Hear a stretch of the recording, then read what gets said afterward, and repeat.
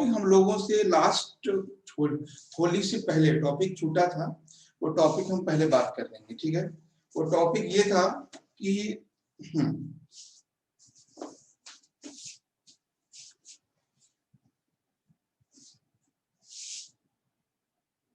Permanent, शायद लिखवाया होगा हमने, परमानेंट, ठीक है, okay. Permanent Indus commission summit, permanent Indus commission summit, ठीक है। परमानेंट इंडस कमीशन समिट ये अभी हुआ है हाल फिलहाल में, तो इस पे क्वेश्चन बन सकता है। परमानेंट इंडस कमीशन समिट, ठीक है। स्थाई सिंधु कमीशन को क्या बोलते हैं? सिंधु कमीशन सम्मेलन। तो पहले तो हमें दो चीजें यहाँ पे जानना है कि what is the permanent Indus commission, ठीक है। सेकंड कि अब ये कहाँ हुआ है।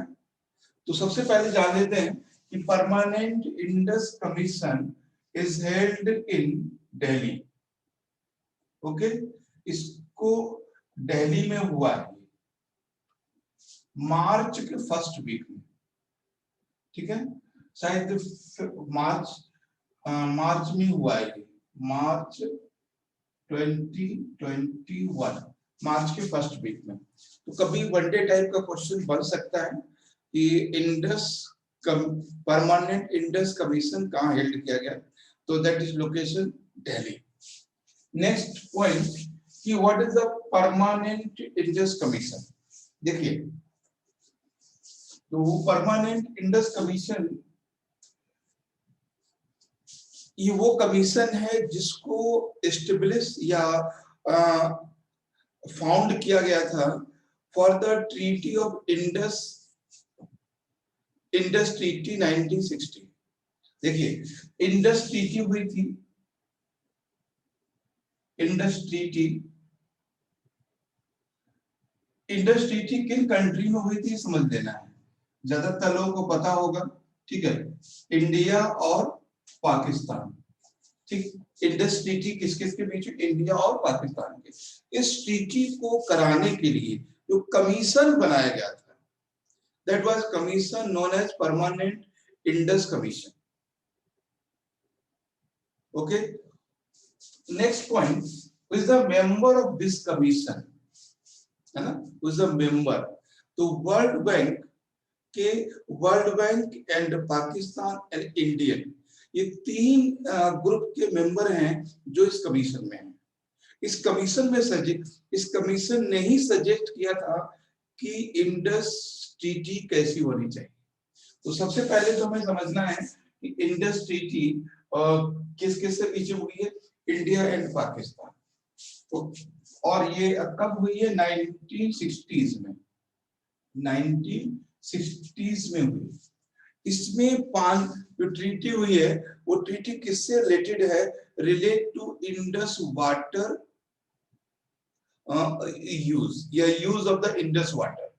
इंडस वाटर जो है वो कैसे यूज करना किस कंट्री को, उसको लेके। तो इस ट्रीटी में मोस्टली पता है आप लोगों को, इस ट्रीटी में 3 नदियां हैं। जो आपको पता है कि इंडस में कौन कौन सी नदियां हैं? एक इंडस है, झेलम है, झेलम और चेनाब, ठीक है, चेनाब, इंडस, झेलम, चेनाब। उसके बाद है रावी, सतलुज, सतलुज और ब्यास, ठीक है, ब्यास। तो ये 5 रिवर हैं, ओके। शायद ये दिख नहीं रहा है, मैं बता दूं, ठीक है। इसको समझिएगा। तो और ये ब्यास, ये 4 इस इंडस ट्रीटी में कहा गया कि इंडस, झेलम और चिनाब, इनका पानी का यूज करेगा कौन? पाकिस्तान। और ये 3 रिवर का यूज करेगा इंडिया। इंडिया तो पहली बात सीधे सीधे क्वेश्चन बनेगा, इंडस इंडस ट्रीटी किस किस के बीच में, इंडिया और पाकिस्तान के बीच में हुई है, 1960s में हुई है, और इसमें इंडस के वाटर को यूज करने को लेकर हुआ है कि जो इंडस की 3 रिवर हैं, इंडस, झेलम और चिनाब, इनका without disturbance, without restriction India water सारा का सारा फ्लो होने देगा कहां पर, पाकिस्तान में। तो ये है, और इन 3 नदियों का पानी भारत यूज करेगा, इंडिया यूज करेगा, वो भी इरिगेशन के लिए, इरिगेशन के लिए, ठीक है। तो ये था, और इसी को ट्रीटी के लिए जो कमीशन बनाया गया था वो था परमानेंट इंडस कमीशन। तो परमानेंट इंडस कमीशन में कौन कौन कौन है, इसमें 3 लोग हैं, India, Pakistan and world bank. Okay, world bank. तो कभी आपसे ये क्वेश्चन पूछ सकता है कि who is the mediator of Indus treaty. मेरी बात समझ में आ रही है आपको? कभी पूछ सकता है who is the mediator in Indus treaty. तो world bank is the mediator in Indus treaty. World bank किसमें मीडिएटर है ना? तो वर्ल्ड बैंक किसका मीडिएटर है?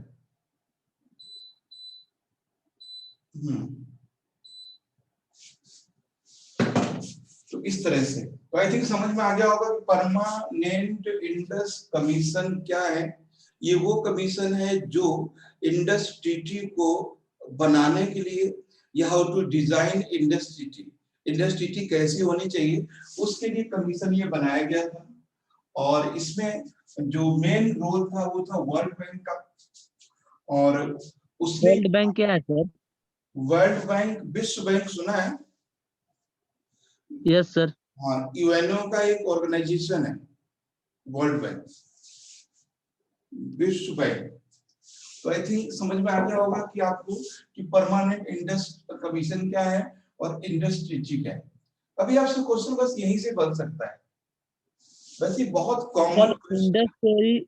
इंडस्ट्री क्या है sir? Industry industry Indus treaty Sindhu जल समझौता, इसको कहते हैं हिंदी में सिंधु जल समझौता। देखो, इसको बात समझिए।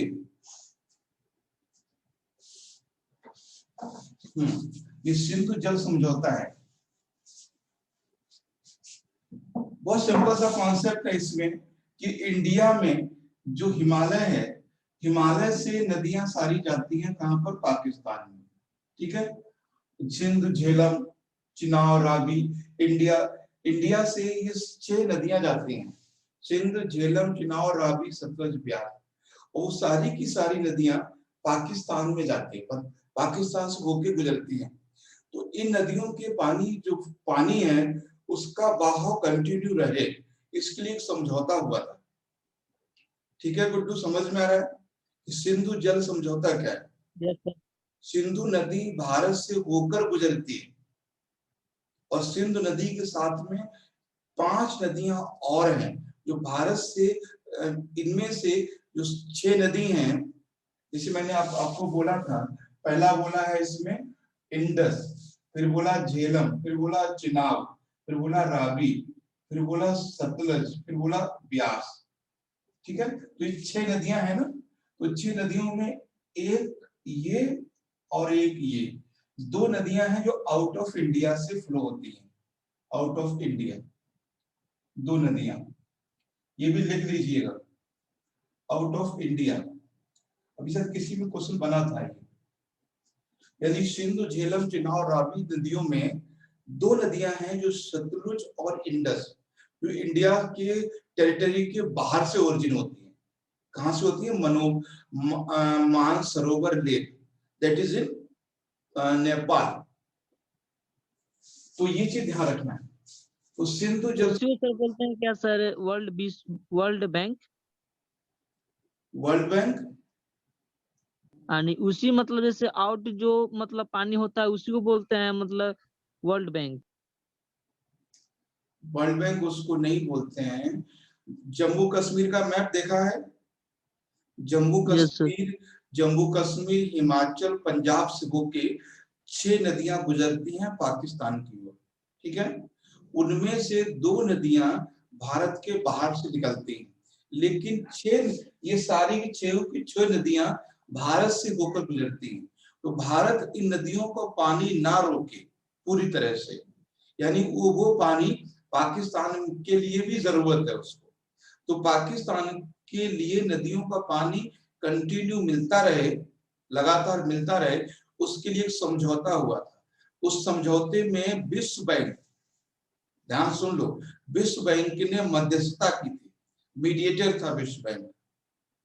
और तब ये कहा गया कि देखो 6 नदियां हैं, 6 नदियों में से 3 नदियों का पानी पाकिस्तान यूज करेगा और 3 नदियों का पानी आप यूज करोगे, यानी हिंदुस्तान यूज करेगा। तो ये समझौता हुआ था विश्व बैंक की सहायता से। क्लियर है? Yes sir, right. ये जब भी खाली समय मिला करे, ये सब देखा करो, ये विश्व बैंक क्या है। न्यूज़पेपर पढ़ने का मतलब यही है, न्यूज में जो भी कोई नया सर विश्व बैंक तो वो है जो हमारे देश पूरा देश की पूरा कंट्री जो मतलब ऋण लेता है, वो है ना, जो पूरे जो वर्ल्ड देश की जो जितने भी कंट्री है वो ऋण लेता है, हाँ, उसको विश्व बैंक कहता है। ये फाइनेंशियली सपोर्ट करता है, जो भी यूएन के मेंबर है। विश्व बैंक क्या अमेरिका में है? हम्म, विश्व बैंक कहाँ है अमेरिका में? वाशिंगटन डीसी इसका हेडक्वार्टर है। हाँ, ठीक है, तो ये सारी बॉडी हैं, जो ये सारी बॉडी हैं, हम लोगों को इससे आगे पे बात करना है। अगर हम यही समझेंगे कि विश्व बैंक कहाँ पर है, हेडक्वार्टर कहाँ पे, प्लेसमेंट कब हुआ, तो यूपीएससी का लेवल पे बहुत दूर हो जाएगा। तो ये जो बेसिक है, ये आपको देखते रहना है ना।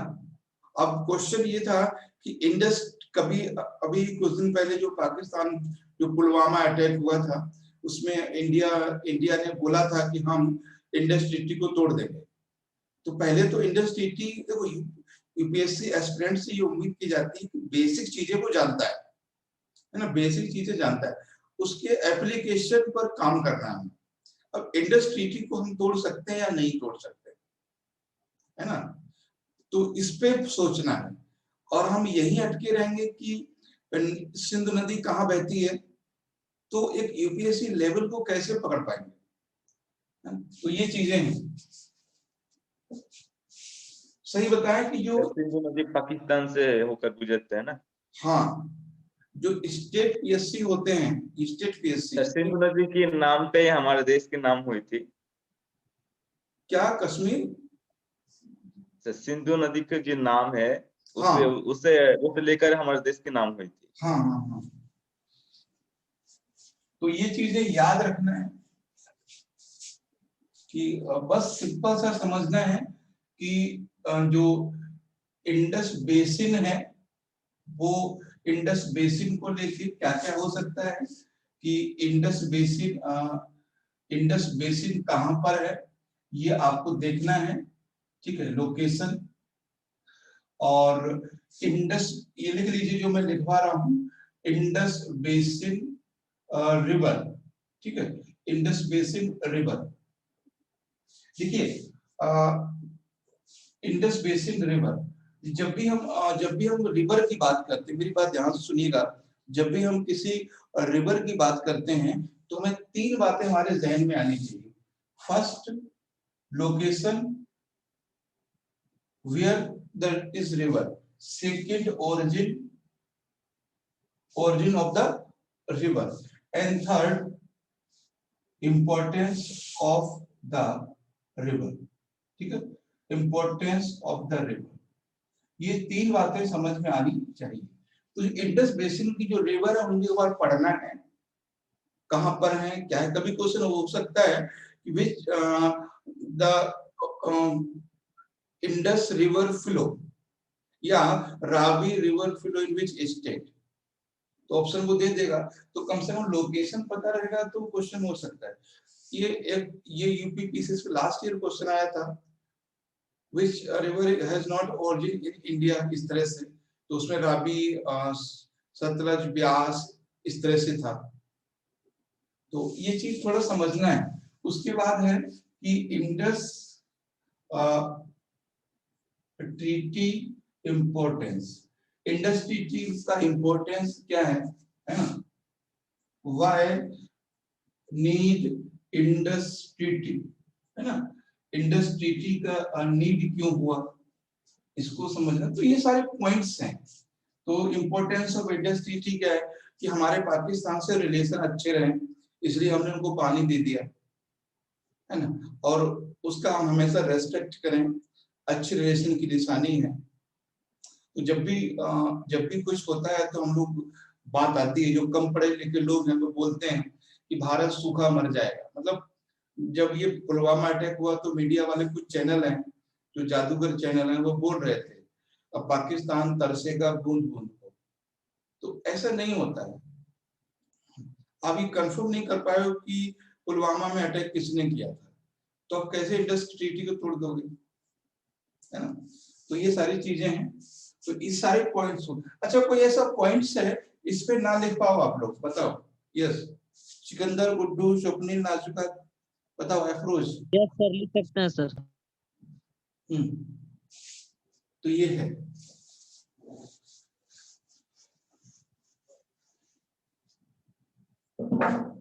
ओके, नेक्स्ट टॉपिक था इसमें।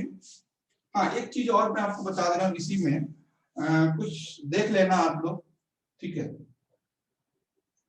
पहला चीज आपको देखना है कि सलाल डैम, इसको आपको देखना है। तो नहीं देखना है तो सुन लेना, Salal dam. Next is Tulbul project. Tulbul project, तो चेनाब रिवर पे है ना सलाल डैम? हाँ, एक देख लेते हैं क्या।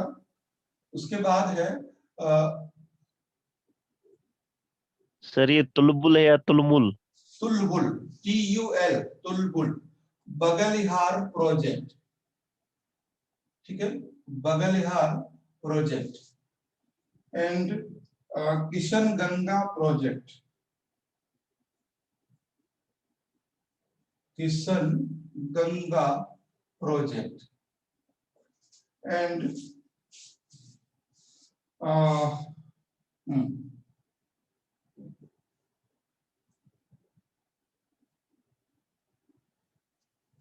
एक ये बहुत इंपॉर्टेंट जो मैं बता रहा हूँ, रिटले प्रोजेक्ट।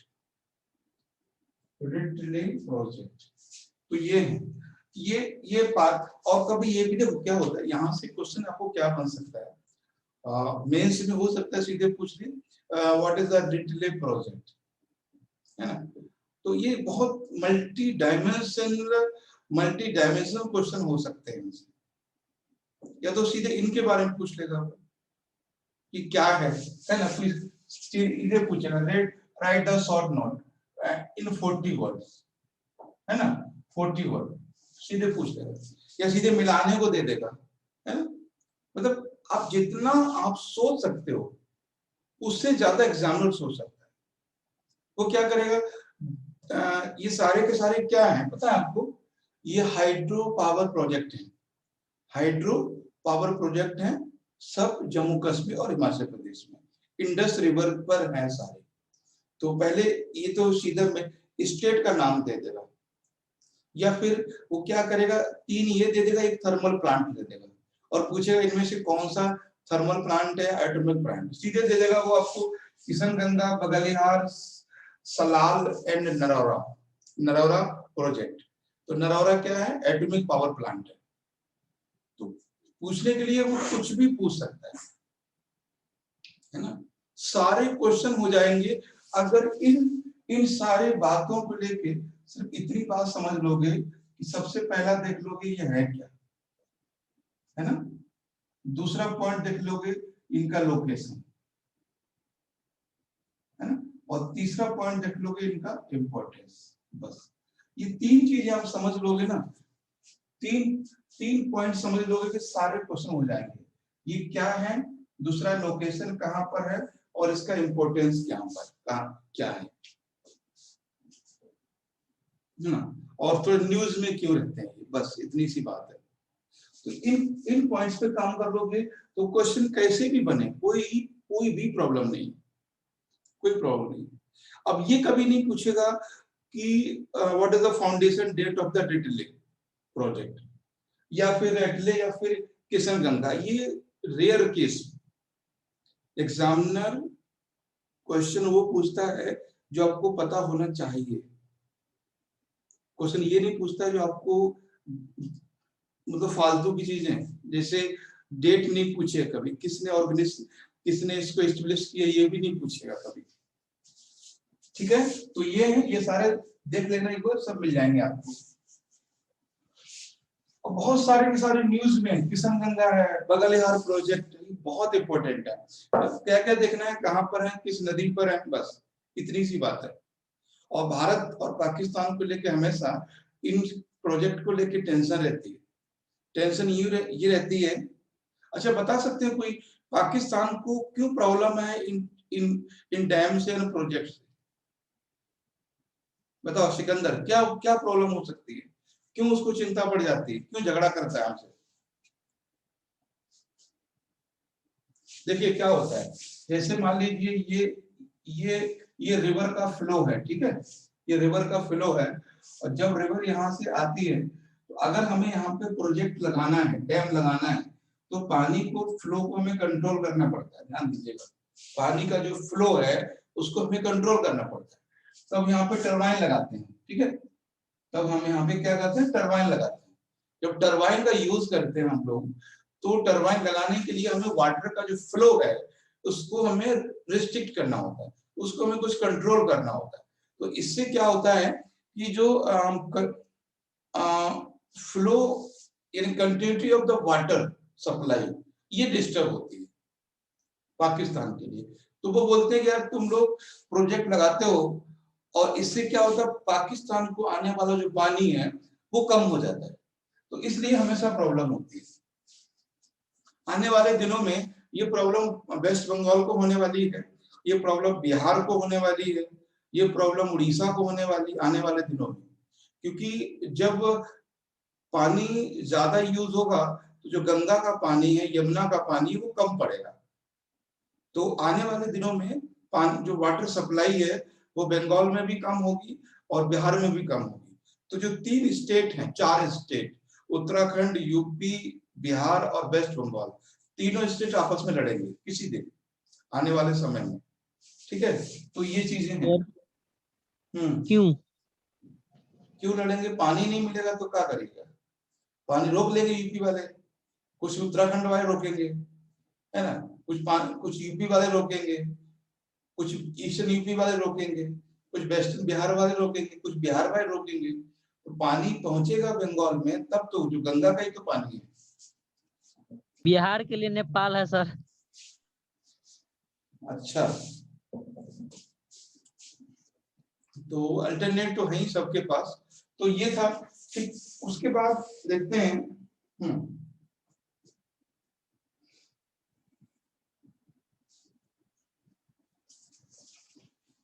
देखो भारत में क्या क्या हो रहा है आज, एक कैसे चीजें रिलेट करती हैं।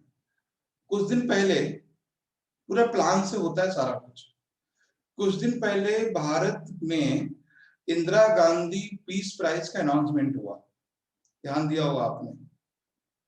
अगर कोई भी, एक बात मैं बताऊंगा आपको, कोई भी इंटरनेशनल प्राइज या नेशनल प्राइज अनाउंसमेंट होता है और उस अनाउंसमेंट में जिस कैंडिडेट को दिया जाता है उसको अगर आप समझ लेते हो तो इंटरनेशनल पॉलिटिक्स को समझते हो। देखो कैसे, अभी क्या हुआ था कुछ दिन पहले, Indira Gandhi peace prize, okay, Indira Gandhi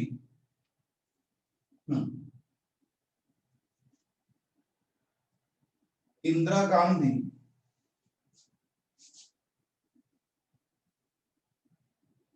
Indira Gandhi peace prize, ठीक है, peace prize, Indira Gandhi peace prize 2020 का अनाउंसमेंट हुआ, ठीक, 2020 का नाम। सबसे बड़ी बात देखो कितना दूर तक के हमारे नेता सोचते हैं। और ये 2020 में किसको दिया गया मालूम है? देखो नाम समझ जाओगे, वो क्यों दिया गया वो भी समझ जाओगे आप।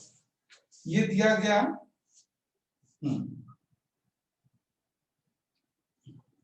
शेख मुजीबुर रहमान,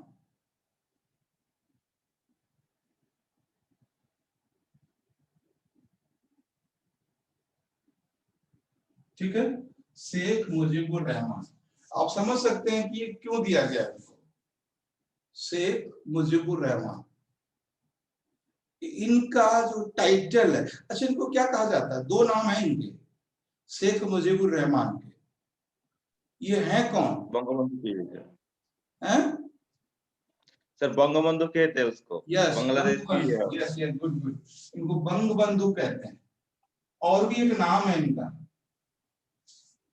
है ना, हाँ, फादर ऑफ बांग्लादेश। बांग्लादेश। हाँ ठीक है, फादर ऑफ बांग्लादेश।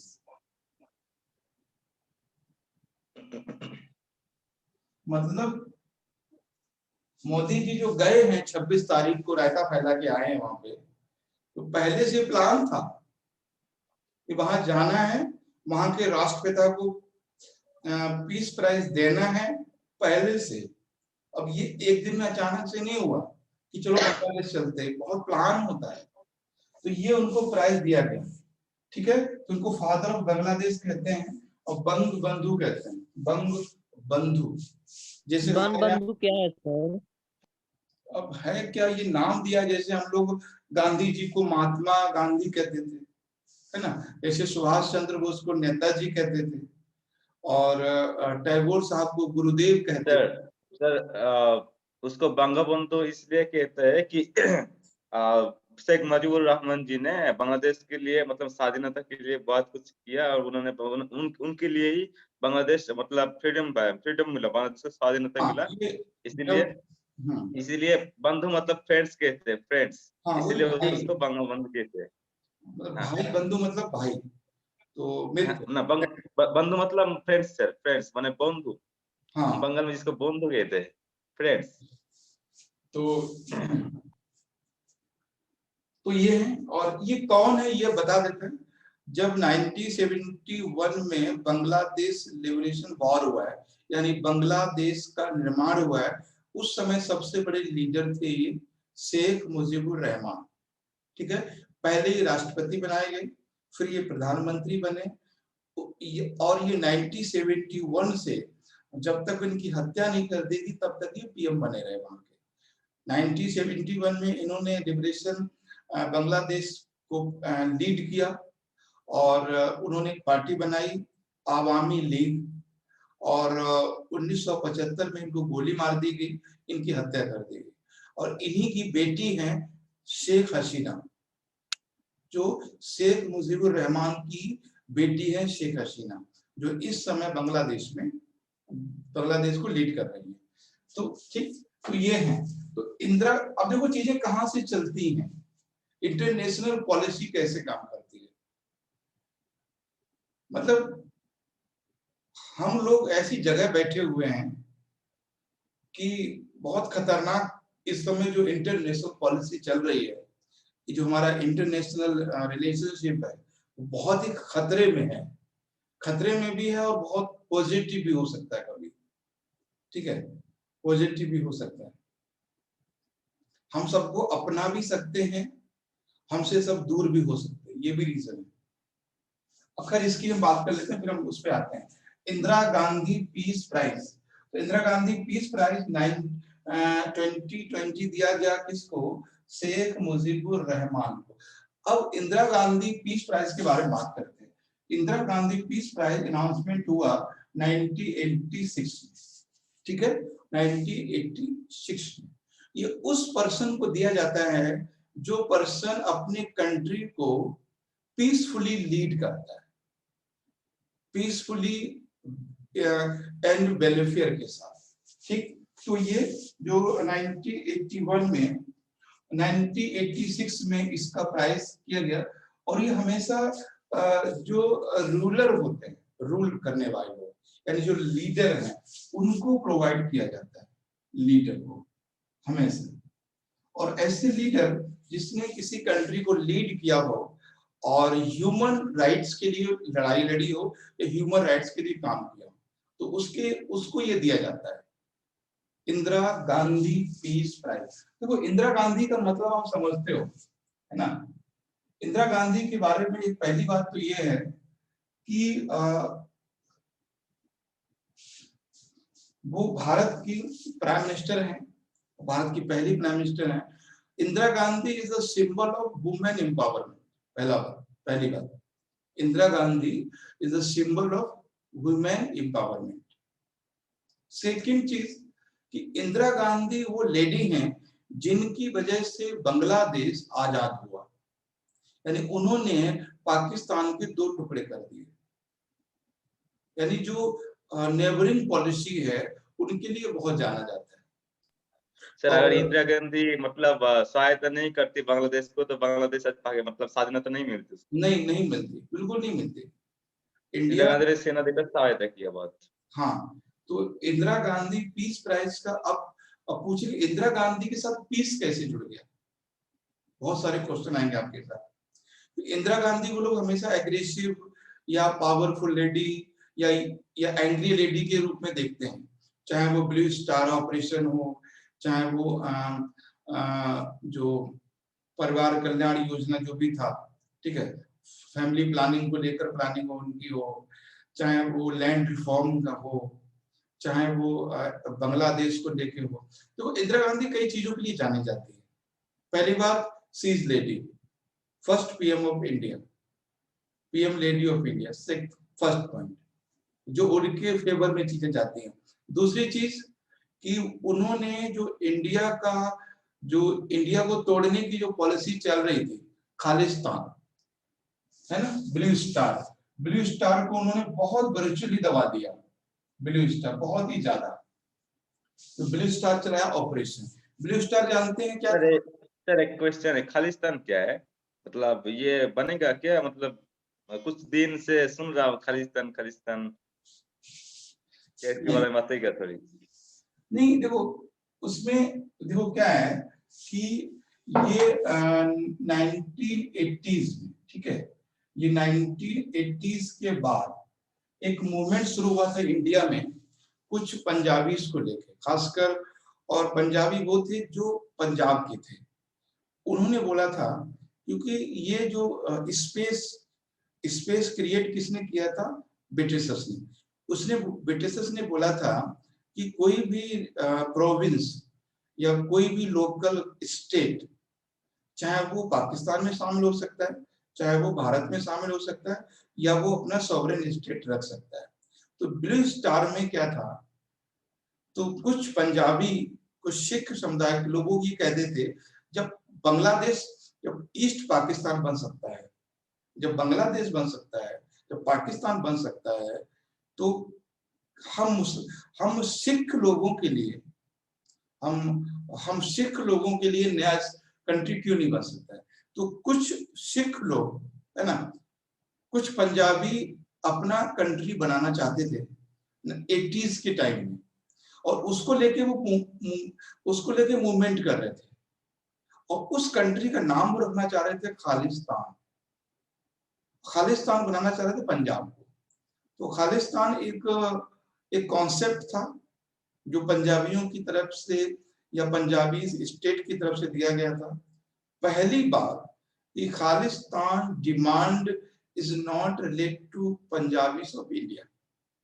ये सभी पंजाबियों की डिमांड नहीं थी, जैसे पाकिस्तान को लेके डिमांड थी कि पाकिस्तान को लेके क्या था कि सभी मुसलमानों के लिए अलग देश बना दिया जाए, जैसा जिन्ना साहब कह रहे थे। लेकिन जो खालिस्तान है उसमें सभी पंजाबी शामिल नहीं है, इसमें वो पंजाबी शामिल हैं जो पंजाब के, ठीक।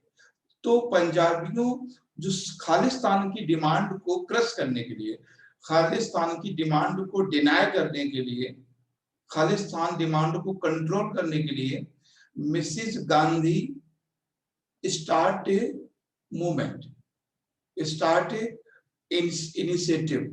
The name was Blue Star. ठीक है, ब्लू स्टार, ब्लू स्टार नाम से एक ऑपरेशन चलाया। ब्लू स्टार क्या था? एक पुलिस ऑपरेशन है। इसमें सारे उन लोगों को अरेस्ट किया गया, बहुत से लोग मारे गए जो खालिस्तान की डिमांड को रेज कर रहे थे, जो खालिस्तान की मांग को उठा रहे थे। और इसीलिए उसी देश से जो पंजाबी हैं वो मिसेस गांधी से नाराज हो गए, सिख लोग, और इसीलिए जो उनकी एसिनेशन हुआ, जो उनका मतलब उनका मर्डर किया गया, हत्या की गई, वो भी पंजाबी के द्वारा ही गई, आपको पता है।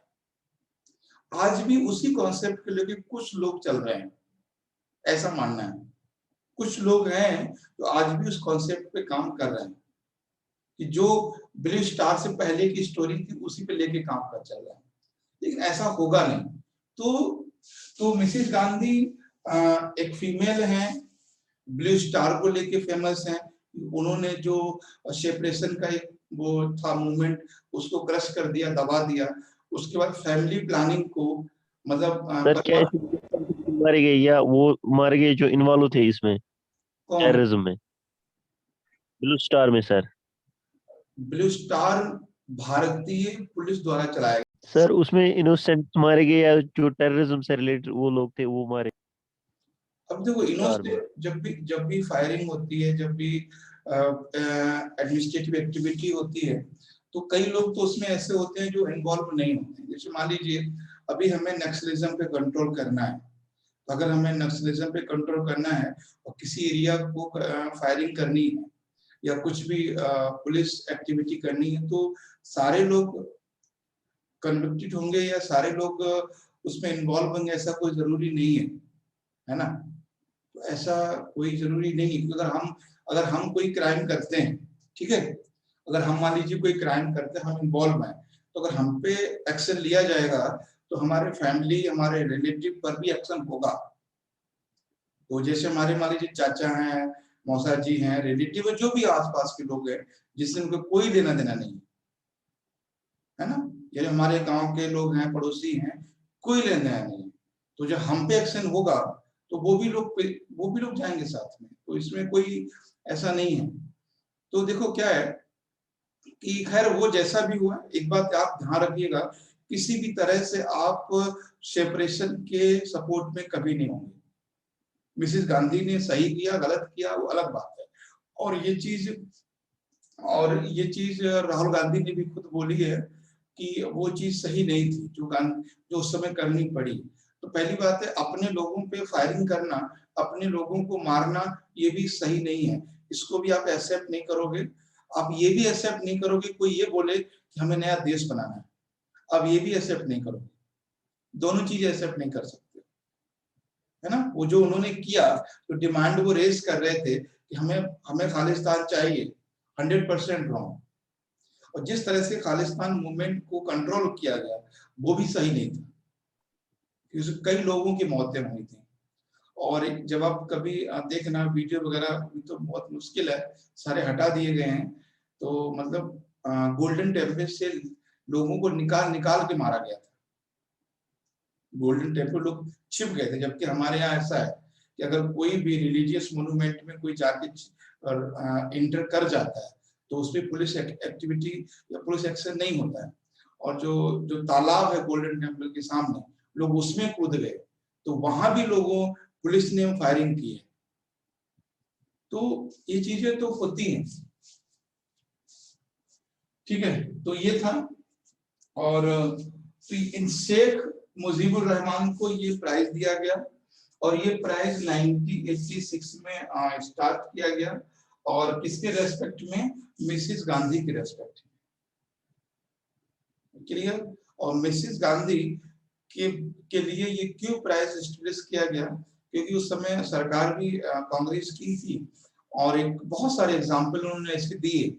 तो अब यही जब कई लोग कह रहे थे कि जैसे 26 जनवरी को हुआ, तो कई लोग बोल रहे थे काश आज मिसेस गांधी होती, तो कई लोग बोल रहे थे ये चीज, तो इतना ऐसे नहीं हो पाता। तो कभी कभी हमें हार्ड स्टेप लेना पड़ता है, चाहे अपनी ही क्यों ना हो, है ना। अपने होने का मतलब ये नहीं है कि आप आइडेंटिटी खत्म कर दोगे। फंडामेंटल राइट होने का मतलब ये नहीं है कि आप कॉन्स्टिट्यूशन के अगेंस्ट जाओगे। 26 को जो भी हुआ, 26 जनवरी को, वो उसे कोई एक्सेप्ट नहीं कर सकता है, कभी भी नहीं किया जा सकता है। मूवमेंट करना, प्रोटेस्ट करना उनका फंडामेंटल राइट है, लेकिन जिस तरह से उस दिन हुआ वो गलत था। तो ये चीजें हैं, ठीक। तो बस ये क्वेश्चन कभी बन सकता है, क्यों बन सकता है? और सर हाँ, बोल रहे हैं सर, पंडित जवाहरलाल नेहरू के बाद में इंदिरा गांधी का सर स्टेप है सर, दोनों में स्थान पे है क्या प्रधानमंत्री में? दोनों का, बोले पंडित जवाहरलाल नेहरू के बाद हाँ 2 नंबर स्थान पर है सर इंदिरा गांधी।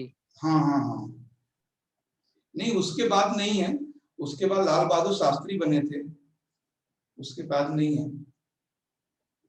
वो तो लिस्ट दी हुई है, देख लेना, उनकी बेटी है। तो ये है। अच्छा, एक चीज और बता देते हैं, सिंपल, बहुत सारे, बहुत वायरल हो रहा है आज ये चीजें कि हाँ, प्रोटेस्ट इन बांग्लादेश, है ना, बांग्लादेश अगेंस्ट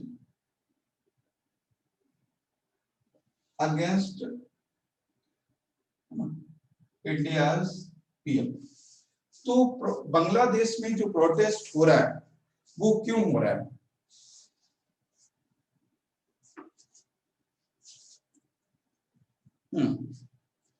अभी बांग्लादेश में मोदी जी गए थे 26 मार्च को, उन्होंने विजिट किया, वहां रहे, मतलब 26 को ही पहुंचे थे। तो क्या रीजन है कि वहां पर भारत के पीएम का अपोज पहले भी हुआ है और बाद की भी हुआ है, और बाद के वहां पर 12 लोगों की मौत हो गई कल। मतलब अपने यहाँ तो कर ही रहे थे, वहां भी जाके छोड़ के आ गए, है ना। तो ये क्यों हुआ ऐसा? सर पहली बात, मोदी जी की छवि मुस्लिमों में उतनी अच्छी नहीं है सर, जैसा कि गुजरात में हुआ, ऐसा है। नहीं, मोदी जी की छवि अच्छी नहीं है, बात तो ठीक है, हम मानते हैं, चलो एक बार को मान लेते हैं। लेकिन मोदी जी इससे पहले भी बांग्लादेश गए हैं, इससे पहले पाकिस्तान भी गए हैं, अफगानिस्तान भी गए हैं, बाकी कंट्रीज में गए हैं। पीएम बनने के बाद घर पे कितने दिन रहे? कई सारे गल्फ कंट्री हैं। मतलब एक एक रीजन नहीं, बहुत सारी रीजन है। जैसे कि जब फ्रांस में जब हजरत मोहम्मद को लेकर जब एक मतलब विवाद बढ़ी, तब मोदी जी ने उसको सपोर्ट किया था। इसीलिए बांग्लादेश में जो मतलब क्रोध मतलब प्रचंड बढ़ गया था सर। बहुत सारी रीजन है जिसके बारे में बांग्लादेश के लोग मोदी जी के बारे मतलब क्रोध हुए है सर। हम्म, देखो, पहली बात एक समझिए, अभी जो प्रेजेंट में जो हुआ है, एक सिंपल सी बात करते हैं आप लोगों से, क्योंकि अगर बहुत सारे रीजन बताने के बाद भी अगर हमें कोई सिंपल एक वर्ड में जानना चाहेगा तो भी बताना पड़ेगा। मान लीजिए आज के डेट में, आज की तारीख में, अगर पाकिस्तान या बांग्लादेश या अफगानिस्तान, इनमें से कोई कंट्री ऐसा अपने यहाँ पार्लियामेंट में एक लॉ पारित करे या वर्ल्ड लेवल पे ये बात बोले कि भारत में रहने वाले मुस्लिम जो पीड़ित हैं वो पाकिस्तान आ सकते हैं या बांग्लादेश आ सकते हैं, तो क्या हम लोगों की ये बात पसंद आएगी? बहुत सिंपल सा क्वेश्चन है। अगर बांग्लादेश ये कहे या पाकिस्तान ये कहे कि भारत में रहने वाले मुसलमानों को हम अपने यहाँ बुलाना चाहते हैं, तो क्या हमें, आपको या हमारे देश को ये बात स्वीकार होगी या पसंद नो सर। आएगी? बस, जब हमें ये बात स्वीकार नहीं है, हमें हमारे अपने लगते हैं, तो उन्हें ये बात स्वीकार कैसे होगी? हम चाहेंगे क्या कि एक भी मुसलमान भारत से जाए? एक भी कभी नहीं चाहेंगे, और कोई नहीं चाहेगा। ये बकवास करते हैं। नहीं सर, सर नहीं हम पसंद कर पाएगा आदमी कोई। जब आप रह के आप नहीं कर पाओगे तो अब आप कौन होते हो उनके घर से, उनके परिवार से लोगों को बुलाने वाले। तो अपोज अभी जो हो रहा है मेन, वो ये हो रहा है इस बात को लेके, ये जो फैलाया रहता है इन्होंने इसको लेके।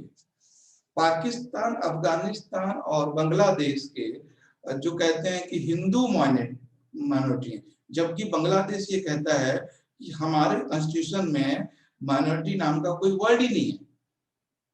बांग्लादेश का कहना है, और ये बात सही है, हम लोगों ने 28, 29, 25, 27 दिया है अपने कॉन्स्टिट्यूशन में, वहां ऐसा है ही नहीं, वहां सब बराबर है, माइनॉरिटी नाम का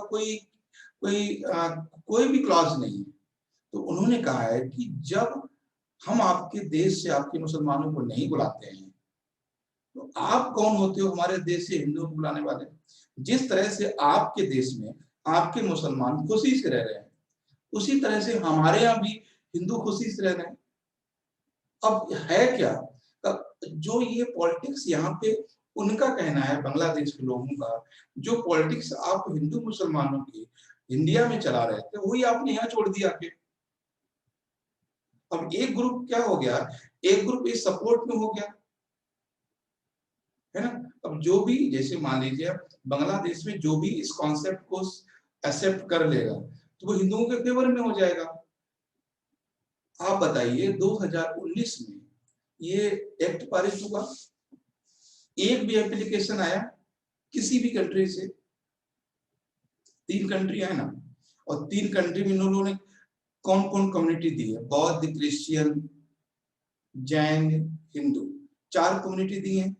4 में से किसी कम्युनिटी का कोई एप्लीकेशन आया भारत में कि we want to come in India, एक भी नहीं आया। अगर वो पीड़ित होते, वहां परेशान होते तो आता। तो वो बांग्लादेश के लोग ये कह रहे हैं कि आपने जो किया है, आपने हमें आपस में लड़वाने के लिए किया है, और यही काम अगर बांग्लादेश कर दे, बांग्लादेश से बोल दे कि जो भी ऐसा एक काम करो कि हिंदू यहाँ से ले जाओ, हमारे मुसलमान हमें वहां से दे दो, वो तुम एक नहीं दोगे यहाँ से। जब यहाँ से तो मुसलमान नहीं दोगे तो तुम कौन होते हो वहां से हिंदुओं को लाने वाले।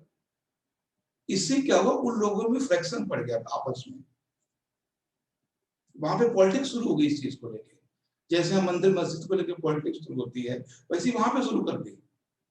मतलब यहाँ का कॉन्सेप्ट मोदी जी ने वहां अप्लाई कर दिया। खुद तो लड़ ही रहे थे, उनको भी लड़वा के आ गए। और ये बात वास्तव में आप खुद सोचिए जरा सा, सारी पॉलिटिक्स हटा दीजिए, जरा दिल से सोचिए कि क्या पाकिस्तान अगर हमारे देश से 50 मुसलमानों के नाम देगा और हम मान लेंगे? कभी नहीं मानेंगे। तो वो कैसे दे देंगे हमें? इतना आसान है क्या? हम तो सीधी सी बात जानते हैं, जब हम नहीं स्वीकार कर सकते हैं, जब भारत स्वीकार नहीं कर सकता, तो वो कैसे कर लेंगे? तो ये लड़ाई सिर्फ कॉन्सेप्ट ये है, बाकी मोदी जी की छवि कैसी है क्या नहीं है उस पर आपको नहीं सोचना है। उन्हें ये खराब लगा कि आपने जो ये किया है, ये आपने उनके आपस में लड़वाने का कॉन्सेप्ट कर दिया। वो भी अब तीनों कंट्री मिला के बोल देंगे, भेज दो जावेद अख्तर को इंडिया से, बुला लेंगे वो। तो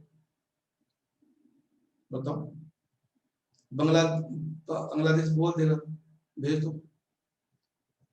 जितने भी मुस्लिम राइटर हैं, मुस्लिम लीडर हैं, मुस्लिम आर्टिस्ट हैं, सबको बुला लेंगे, भेजो सबको। ए आर रहमान साहब को भेज दो वहां पे, हिम्मत है तो ये चीजें हैं, इसलिए अपोज हो रहा है। तो आई थिंक समझ में आ गया होगा आपको कि देखो, वैसे हम सिंपलीफाई में बोल देते हैं कि मोदी जी ने यहाँ पर किसका नाम लिया अभी, किसी आतंकवादी का, जो भी हो, तो किसका आप सपोर्ट, ये सारी चीजें पहले भी हो रही थी। 2014 में आए थे पीएम बन के, लेकिन पहले अपोज नहीं हुआ।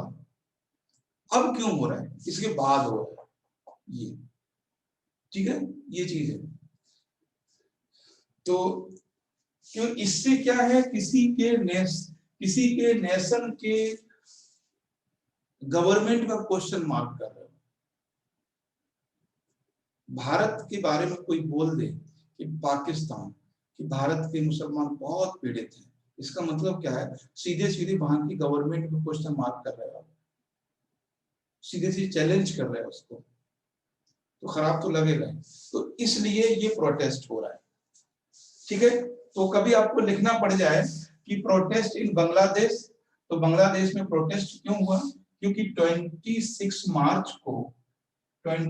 मार्च को तो बांग्लादेश लिबरेशन है ना, तो बांग्लादेश लिबरेशन जो बाहर हुआ था उसके 50 ईयर पूरे हुए, है ना, 50 ईयर कंप्लीट हुए। जो बांग्लादेश लिबरेशन बाहर चला था वो 26 मार्च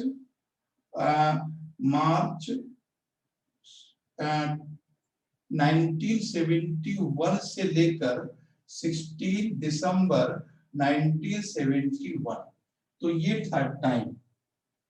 तो आज 26 मार्च से लेकर 1971 दिसंबर तक बांग्लादेश लिबरेशन वॉर चला, और इस लिबरेशन वॉर को लीड करने वाले थे शेख मुजीबुर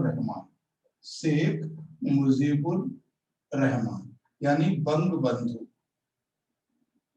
ठीक है, बंग बंधु, ये इनको लीड करने वाले थे। इंडिया ने सपोर्ट किया। अब ये हमारे पीएम और एक बात बोल के आ गए वहां पे कि हम पाकिस्तान के बांग्लादेश का लिबरेशन वॉर था उसमें कई बार जेल गए। अब बताइए, जब भारत खुद है इस, मतलब अगर हम बोले कि पाकिस्तान बांग्लादेश युद्ध हुआ था तो जेल वो लोग गए थे जो लिबरेशन का अपोज कर रहे थे। ध्यान समझिएगा, अभी मोदी जी का स्टेटमेंट बहुत वायरल हो रहा है। ये क्या कह के आए वहां पे कि हम बांग्लादेश लिबरेशन वॉर में 1971 में हमें जेल जाने का मौका मिला। पहले तो बोले हमने पार्टिसिपेट किया था। अब इनका जन्म है 1950 का, उस समय इनकी एज हो रही है लगभग 18 साल की उम्र में ये सत्याग्रह कर रहे थे। खैर वो बोलते हैं कोई बात नहीं, उस पे तो खैर हो सकता है हो ऐसा, लेकिन जो दूसरा उन्होंने स्टेटमेंट दिया है कि हम कई बार इस मूवमेंट में जेल गए, तो जेल वो लोग गए हैं जिन्होंने प्रोटेस्ट किया था बांग्लादेश ना बने, क्योंकि गांधी तो सपोर्ट कर रही थी ना कि बनना चाहिए। तो जेल वो लोग गए हैं जो नहीं बनने देना चाह रहे थे। तो ये बोलते बोलते वो बात बोल गए जो कहीं तक एक्सेप्टेबल नहीं है। भाई हम जेल क्यों जाएंगे? हम तो चाहते हैं कि बांग्लादेश बने। जेल वो लोग गए थे जो बांग्लादेश बनने का विरोध कर रहे थे। वो भारत में भी जेल गए हैं, और भारत तो खैर ऐसी कोई बात ही नहीं थी, भारत खाली आर्मी से सपोर्ट कर रहा था, और बांग्लादेश में भी लोग जेल गए। जिन लोगों ने बांग्लादेश बनने का अपोज किया था उन्हें फांसी की सजाएं दी गई, ठीक है, तो सजा उनको हुई है। तो अब ये कितना कहना कहाँ तक सही है उनका कि हम कई बार जेल गए, तो इसलिए भी मीडिया में थोड़ा मजाक बन रहा है भारत के पीएम का। तो वो तो अगर अलग एक कॉन्सेप्ट हो गया, क्यों हो रहा है, कैसे हो रहा है, लेकिन अपोज क्यों कर रहे हैं उसका रीजन सीधे ये है, CAA, ठीक है। और तो खुद बोला था सर कि इंडिया में मिलने के लिए सर 1971 में सर, क्या बांग्लादेश से खुद सर मिलने के लिए इंडिया से सर समर्थन था, तो उस समय गांधी जी ने सर सपोर्ट नहीं किए सर। अरे गांधी जी तो थे ही नहीं वहां पे, गांधी नहीं, वो नहीं, 1971 की बात हो रही है, जब देश आजाद हो गए दोनों, पाकिस्तान हिंदुस्तान, और पाकिस्तान ईस्ट पाकिस्तान था बांग्लादेश, और वेस्टर्न पाकिस्तान था पाकिस्तान आज का। तो वो गांधी जी की बात नहीं थी वहां पे, ठीक है। ये बात हो रही है 1971 की, 1971 में 1971 में भारत ने सपोर्ट किया था कि बांग्लादेश पाकिस्तान से अलग कर ले खुद को। अब मॉरली तो ये अच्छा नहीं था, लेकिन पॉलिटिकली अच्छा था, है ना। मॉरली तो अच्छा नहीं था, क्योंकि सबसे पहली बात जो हमारा फॉरेन पॉलिसी, कभी आपसे कुछ इंटरव्यू में हो सकता है, हमने भाषाओं के लिए विभाग हुई थी, हैं? भाषाओं के लिए अलग हुई थी पाकिस्तान से। हाँ, मतलब वो लैंग्वेज। सपोर्ट सपोर्ट नहीं होना चाहिए था भारत की तरफ से, लेकिन जो भी है हर समय हमें हमारे पास हमारी हमारी देखो इंटरनेशनल पॉलिसी में सबसे प्रायोरिटी चीज होती है कि सेफ्टी ऑफ द नेशन, सबसे पहली प्रायोरिटी ये होता है। अगर हम पंचशील पे रहते, अगर हम पंचशील जो हमने अपनाए थे 1950 में, जो नेहरू जी हमें पंचशील देके गए थे फॉरेन पॉलिसी में, तो उसके अकॉर्डिंग तो हमें कोई इंटरफेयर ही नहीं करना चाहिए था, है ना। तो कोई बात नहीं, किया हमने, और हमने इसलिए किया कि हमारा देश सुरक्षित रहे, हर कंट्री करता है, ठीक है। तो ये थे क्यों प्रोटेस्ट हो रहा है। आज की जो बांग्लादेश की हेड हैं शेख हसीना, ये मुजीबुर रहमान की बेटी हैं और ये आवामी लीग से संबंधित है, ठीक है। अब ये भी कुछ बन सकता लीडर है, है, आवामी लीग की लीडर है, प्रधानमंत्री है। हाँ, तो मुजीबुर रहमान ने एस्टेब्लिशमेंट किया था आवामी लीग का। तो उस समय हाँ। इस समय जो शेख हसीना है ना, वो आवामी लीग की तो है, आवामी लीग पार्टी की। हाँ हाँ हाँ, तो ये है। तो अब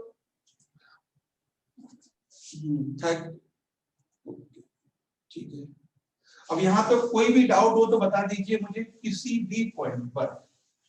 कुछ छोटे छोटे टॉपिक है जो आपके माइंड में घूम रहे होंगे, जैसे पहले आपने अगर नहीं किए हैं तो CAA क्या है ना, NRC क्या है, NRC क्या है, और जो बांग्लादेश लिबरेशन वॉर क्या है ना, बांग्लादेश लिबरेशन वॉर क्या है। तो ये हम टॉपिक कई बार करवा चुके हैं, और नहीं समझ में आए तो खुद पढ़ने की कोशिश करना, नहीं तो हम आने वाले क्लासेस में करवा देंगे इनको। यहाँ तक कोई डाउट हो तो बताओ। यस, सुखनील, सौरभ, नाजुका, अल्ताफ, अफरोज, क्लियर है, ठीक है। तो हम लोग कल मिलते हैं, और कल हम लोग थर्सडे और फ्राइडे और सैटरडे 3 दिन बजट करेंगे, ठीक है। 3 दिन बजट कंप्लीट हो जाएगा, क्योंकि ये जो बांग्लादेश वाला स्टोरी बहुत वायरल हो रहा था, मुझे लगा हमें ये समझा देना पहले जरूरी है। अब आपका पूरा क्लियर हो गया होगा बांग्लादेश को लेकर कि क्यों बांग्लादेश में प्रोटेस्ट हो रहा है, क्यों बांग्लादेश में वायलेंस हो रहा है बहुत ज्यादा, उसका रीजन ये है, ठीक है। तो हम लोग मिलते हैं बाकी क्लास के टाइम में 9 बजे।